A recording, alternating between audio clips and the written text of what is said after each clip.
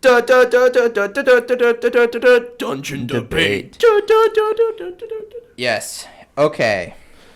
Today's dungeon debate. It is high fantasy versus low fantasy. Well, number one, if they fought each other, high fantasy would destroy them. So Yes. we're done with the debate. Goodbye. And so I want to emphasize what exactly we mean by this, because high fantasy and low fantasy they're vague terms, and they also mean a lot of different things. So we talk about D&D in this podcast, right? We're not talking about novels, although we can totally talk about them.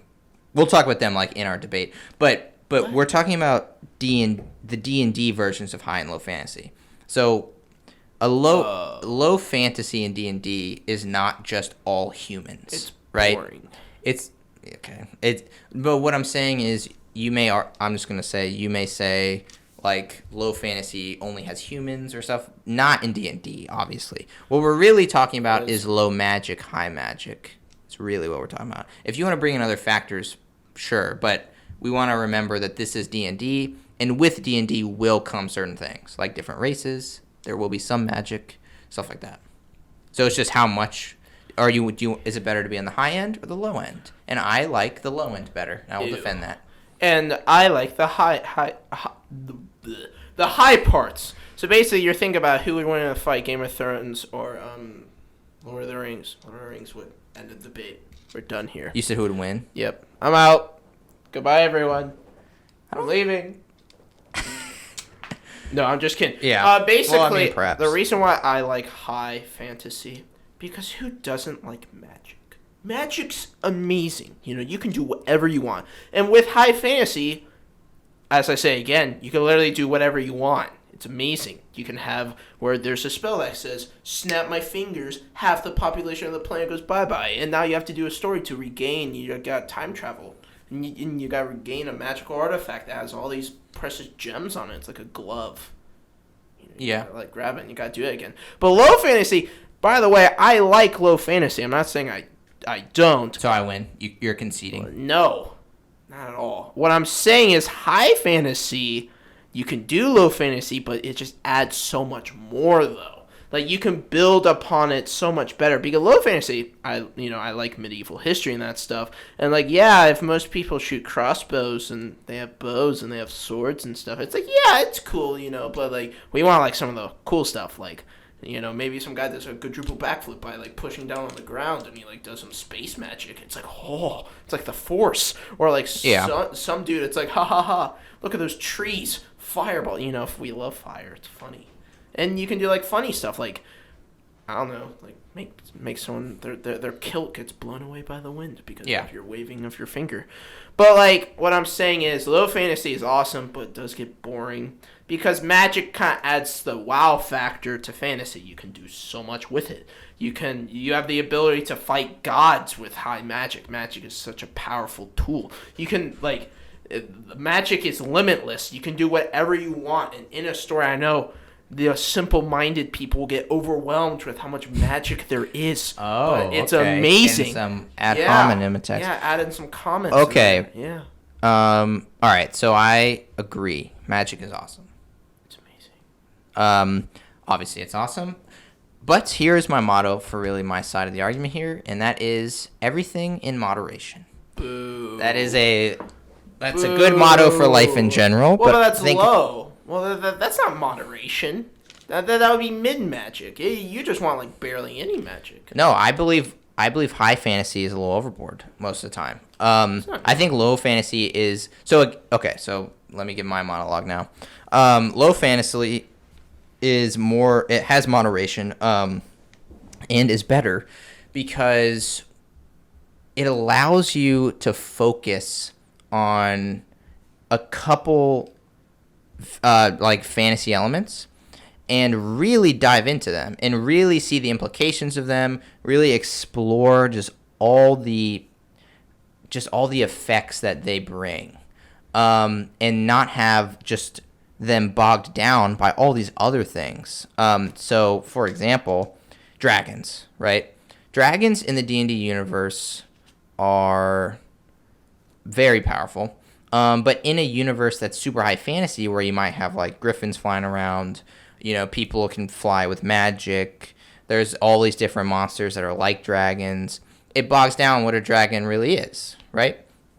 In Lord of the Rings, when you have all these magical creatures, it makes each one a little less significant. Because as long as you have the great eagles, it makes dragons a little less powerful. But it makes them awesome, though. No, they're awesome on their own. The thing is, when they're all stuffed into one place, they become less awesome because each one individually becomes less awesome. So think of Game of Thrones. But you're saying Drogon's more awesome than Smaug? Is that what I'm hearing right now? Yes. When you see Smaug, okay, no, listen. Think of scenes.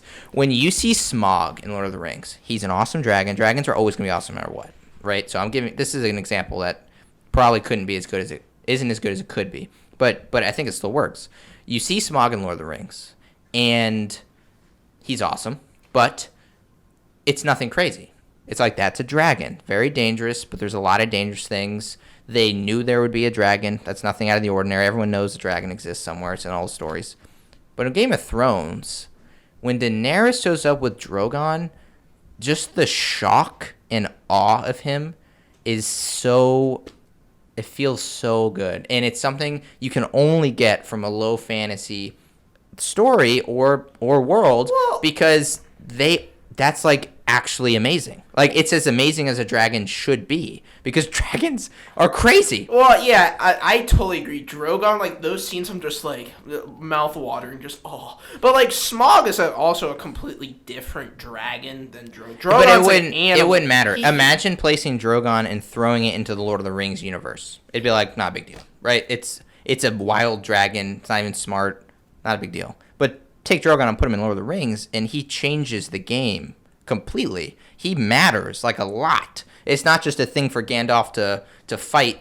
The Balrog comes, who that cares? If the Balrog showed up in Game of Thrones, that would be insane. But it would be insane in a way that, like, it's interesting. It wouldn't just be a big fight. It would be like, what effect does something like that actually have on a semi-regular society that's sort of similar to us, which is interesting because we live in a society.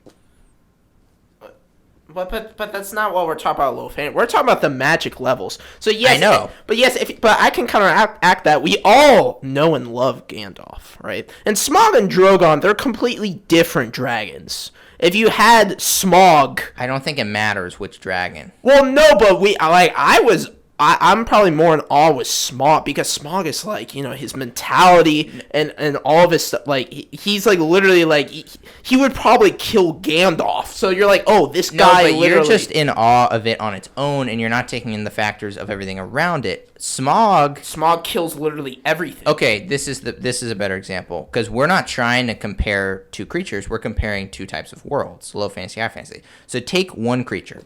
I think just a basic dragon is a good creature to take. So you could say Drogon, right?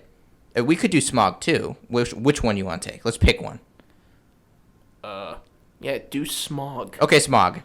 So Smaug is amazing, right? But in Lord of the Rings, all he really is this big creature that needs to be killed and fought, right? And he represents greed and all sorts of things. But imagine Smaug going into the Game of Thrones universe, which is a low fantasy. He would kill everyone. He wouldn't kill everyone. Yeah, he would. This is a political world. Smaug would take over. Imagine an intelligent creature. Right? Oh, wait. Smaug would be like the Iron Throne.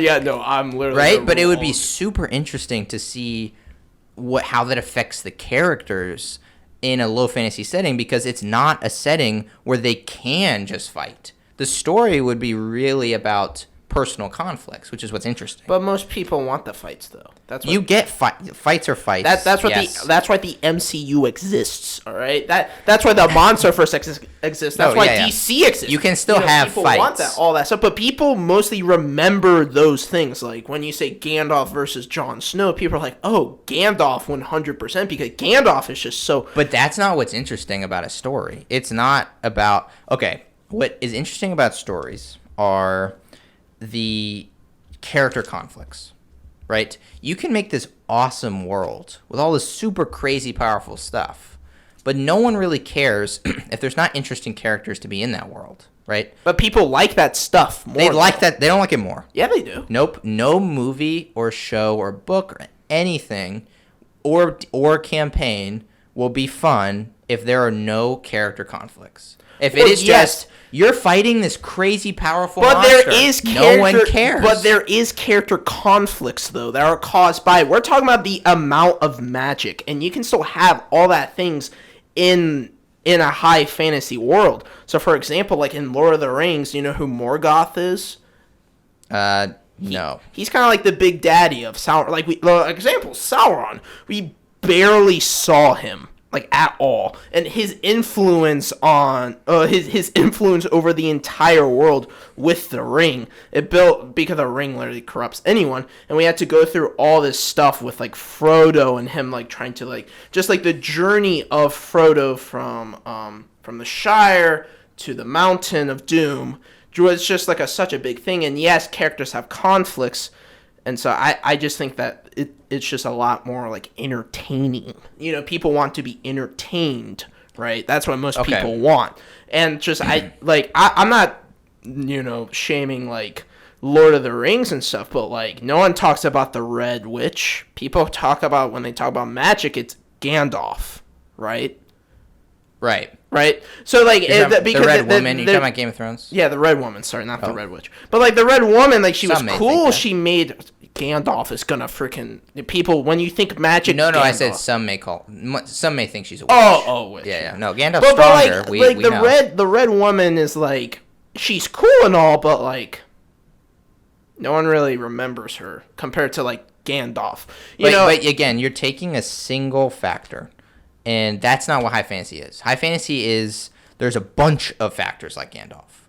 Well, so another example would be like Harry Potter. That's low fantasy because it's urban fantasy. Well, that's not really low. Harry fantasy. Potter is super powerful, but it's you can go really deep into him when this is kind of the only fantasy element in the whole story. I wouldn't really call Harry Potter low fantasy. That's probably more on the high fantasy than low fantasy. There's some wacky stuff. No, but listen, you can have Gandalf. You can put Gandalf in Game of Thrones, and it's a low fantasy world. It's a low fantasy story. Everything's still low fantasy. It becomes high fantasy when you have Gandalf, and you have Smaug, and you have whatever big baddie you said, and you have all these. Oh God, you have all these giant. Like important, big, powerful things, and because there's so many of them, all of them aren't given the real depth that they deserve because it becomes this just new line of normal. And so Gandalf's really powerful, but not in the Lord of the Rings world. There's a lot of things just as powerful as him.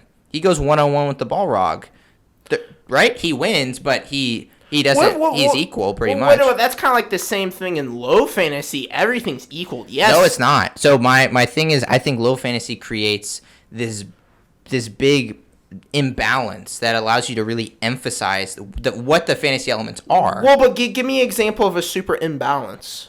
Drogon in Game of Thrones. You have people that fight with swords and arrows. But dragons have died, though. They have. Of course, they're not OP. They don't need to be OP. But it's you have a dragon, and it is, in terms of combat, the most OP thing ever. It's 1,000,000 times stronger than whatever armies you have, right? It wins. But there's all these other factors that make it interesting. So wait, how good exactly is a dragon? Well, it's good when you are fighting, but wait, does that really help you from being assassinated, or does that help you from feeding your people? You know, stuff like that. And it gets, but not only does it, like, allow for other character conflicts to be emphasized, it emphasizes the dragon. It doesn't it's not like you have this big powerful wizard that's equal to the dragon and now it's about them fighting. It's about, wow, what does the effect of this dragon have in all these different realms of being a person and being a society? Does that make sense? Like, well, yeah, well, that was true, but like in the history of Game of Thrones, like dragons weren't like all that. Like they were around, people knew about them. Like the reason why the Targaryens were so strong is like, yeah, they have dragons, they affected the world, but like the Doom of Valyria, I believe that's the name where the Targaryens come from. The freaking everyone. I'm talking about the show right now. I'm not talking about the prequels. but that the prequels are still low fantasy though. Yeah, right. Well, those aren't even out yet, so I don't know how you're talking about them. They're books. You've read them? Yeah, I read. I'm the only one that has read the Game of Thrones. There is lore behind. If I didn't know about Valyria, so I know what I'm talking about. But like literally, all like what made dragons so spectacular is that they all died. They all became like incinerated in the. Well, Game of Thrones is historically it used to be a high fantasy world that has now become low fantasy. Like Children of the Forest are like just straight up another race, right? A magical race. But so yeah, dragons didn't really come in till the end, but think about like White Walkers. In a high fantasy setting, White Walkers are just another thing that kills you. White Walkers There's would nothing be interesting. White Walkers would actually be insane though. Like, no, they're very strong. If you put them in the Lord of the Rings, like they're okay, but we're not talking power level. We're not talking power level here. That's not what matters. That's not what makes something interesting. Like, it's a Godzilla versus Kong. Like, I love to watch a good fight, but that is not nearly as interesting as any other big franchise. Well, right? That's a whole separate thing, though. No, but Godzilla, like you keep taking this like single object and talking about how cool it is because it's so strong. Well, yeah, Godzilla's could beat Gandalf in a set. Godzilla would win, right? He'd just eat him. But that doesn't mean he's interesting. You know what I'm saying? Well, I'm just saying. Well, it's about a world. The image. Well, it's not just about the world. It's also about the imagery of like the story. Like personally, I think The Hobbit and the Lord of the Rings story is better than Game of Thrones' story. Because Game of Thrones' story is like, yeah, you have all these stuff that's going on, but like in the general arc of the story, there's like the highs and there's the lows of like the. You really think the Lord of the Rings, the Game of Thrones story itself, like. Yes, there's all this interesting stuff about it, but like at the end, it was like, let's kill the White Walkers, or who gets the Iron Throne. That's basically Lord of the Rings and Game of Thrones are both amazing. I am currently wearing a Lord of the Rings shirt, as I normally do. But yes, I would say Game of Thrones is a better story, and it's due to plot and character. I think Lord of the Rings has a better arcing story. All right, this will be a different debate. Yeah, But what I'm saying is... Why don't we just give each, like, a closing thing? Well, yes. But what I was saying, like, when you bring up the dragons part... So, like, Drogon in that world is, like, yes, he is, he's frickin' Drogon. You know, if you haven't seen dragons... When the army is like, oh, that's Drogon, they all get incinerated, they're all dead. And that just brings such an imbalance in, like, the low fantasy universe. So I totally understand that. But, like, high fantasy is like, you know, everyone said, let's just go kill Smug boys. But, like, you know, there was Drogon levels of stuff in Lord of the Rings, for example, like Morgoth. Yes, but there's a bunch of them, and it doesn't make them... Well, but notice how we don't even care about them, because they're just one of a million others. Well, no, there isn't a bunch of them, though.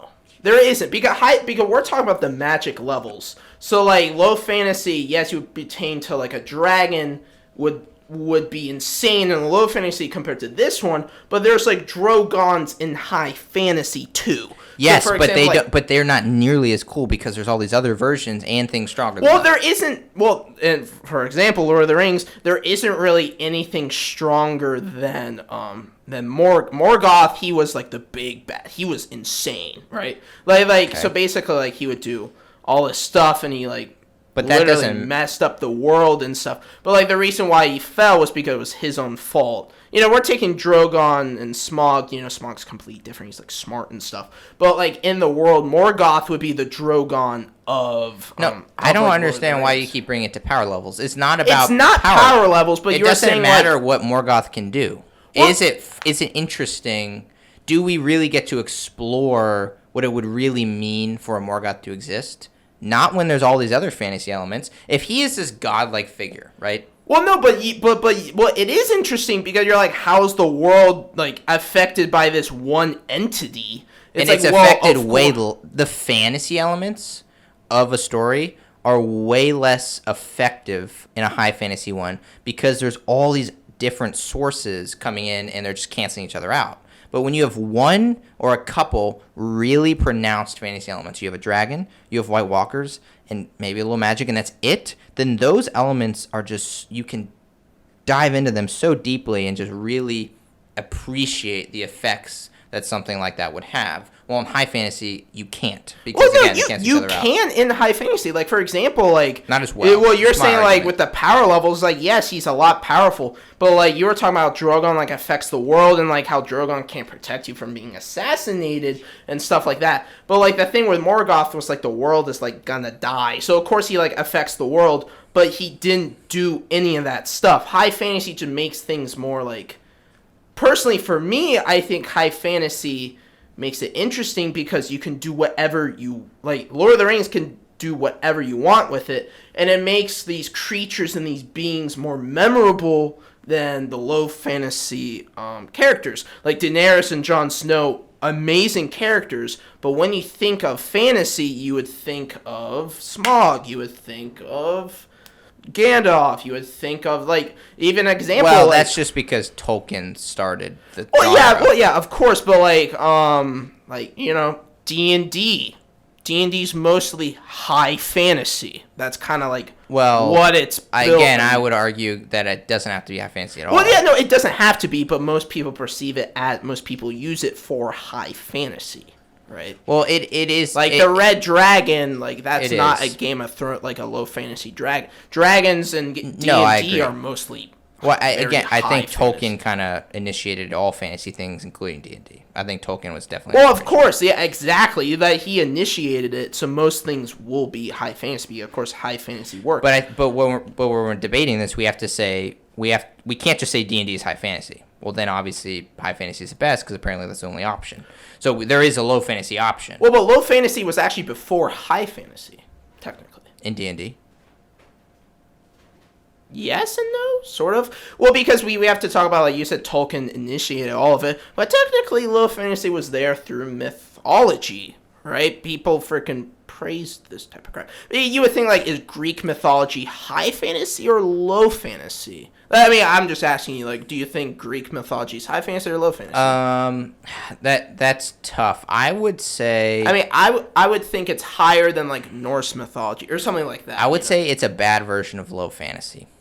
Yeah, no, that's what You know I what would I'm think too. Yeah, no, that's what I It's thought like- too. yeah. Like, high fantasy just has, like, I can understand why people wouldn't like high fantasy as much. You know, Lord of the Rings, it's full on chaos, right? You got Gandalf, he's killing the Balrog, but you also got, like, Smaug, he's, like, fighting these dwarves and stuff, and it's kind of stupid how Smaug died. But, you know, you got all this stuff happening, and, like, you know, you're kind of, like, blinded with, like, all right, you got all this stuff, but when you dive deeper into the story, for example, with Morgoth, I know you don't know a lot about him, but, like, Morgoth he was this big, powerful thing. He was kind of like the Drogon of Game of Thrones. He was the big, powerful, no one could, like, stand against him. Well, of course, Drogon and Morgoth is about bad comparison. I would think about the Night King and Morgoth. The Night King, he was literally, like, godlike. And the humans got stupid lucky. Well, what's your point with all this? What my point is, it's very hard to see the building of the character development and, like, the building because it's overlooked by its amazement, I guess, but it's still there. So I think just it's harder to find it, but I just think the fact that that's it's exactly still my point. there. I don't think. Obviously there are still character development in place in a high fantasy world. At least there can be, but the